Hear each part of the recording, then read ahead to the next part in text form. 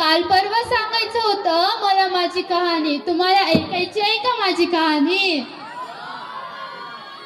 ऐका.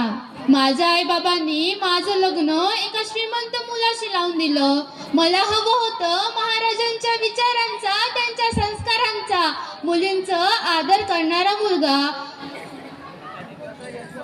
पण माझ्या नशिबी पडलं यो दारुड्या पिणारा.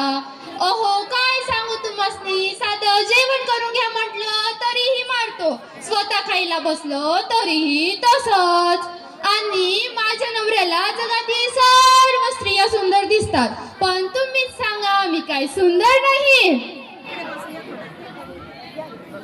स्वतःचं तोंड माकडासारखं, पण काय करणार, शेवटी सरकारी नोकरीवाला होईना.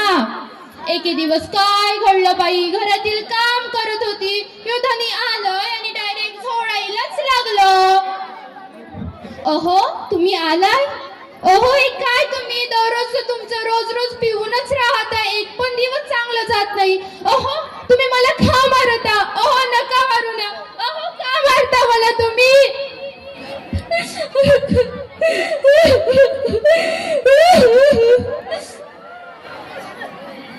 प्रत्येक दिवशी तेच गाणं, एक ना एक दिवस असं म्हटलं चांगलं जाणार, पण त्यांचं रोजचं तेच.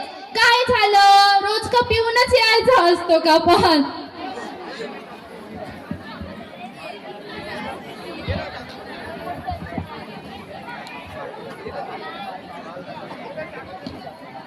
हॅलो आई, अगं यो नाही ठेवणार ग, मला रोज मारतो ग. सहन कर.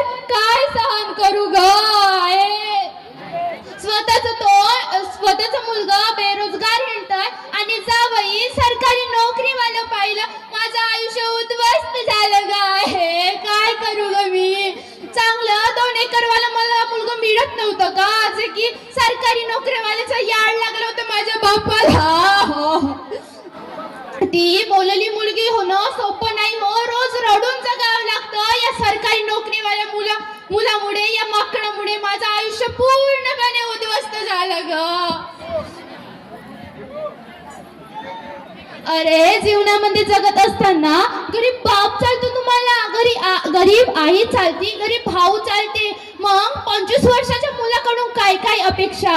तुम्हासनी सांगते, मुलगा बघा श्रीमंत चांगला, पण त्याहूनही तो कर्तृत्वान आहे का हे बघा. कारण 50 लाखाचं घर कधी 2 रुमांवर येऊन पडेल सांगता येत नाही, पण तोच जर मुलगा कर्तृत्वान असेल तर 2 रुमांना किंवा 50 लाखावर नेणार हेही सांगता येत नाही.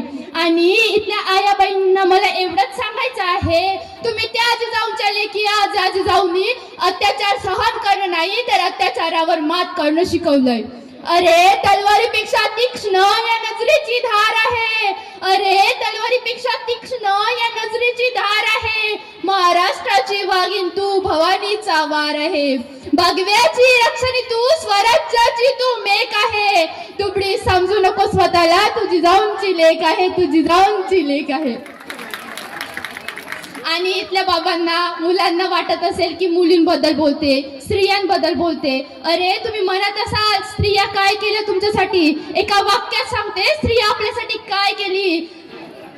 तिचे हात तिचे आहेत पण बांगड्या मात्र तुमच्या नावाचे लावते, गळा तिचा आहे पण मंगळसूत्र मात्र तुमच्या नावाचं लावतो, पाय तिचा आहे पण पैजण मात्र बाबांना तुमच्या नावाचे लावतो. आणि मुलगा पण 9 महिने पोटामध्ये ठेवतो, पण नाव त्याला तुमचंच मिळतो. आणि तुम्ही म्हणता की स्त्रियांनी आमच्यासाठी काय केलं.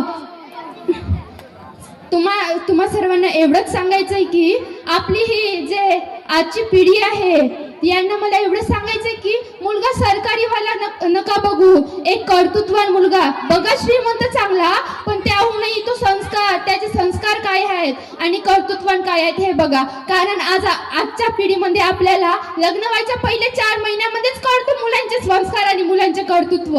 इथेच मी थांबते. धन्यवाद.